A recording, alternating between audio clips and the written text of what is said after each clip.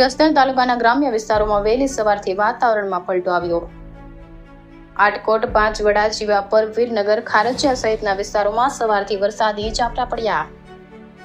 રસ્તા પર પાણી વહી ગયા હતા। ખેડૂતો વાવણી કર્યા પછી પહેલી વખત વરસાદી ઝાપટા પડ્યા હતા। ખેડૂતો ધોધમાર વરસાદની આશા રાખીને બેઠા છે। આજે વહેલી સવારથી જ પવન સાથે વરસાદ વરસ્યો હતો। Report Karshan Bamta, news Atkot.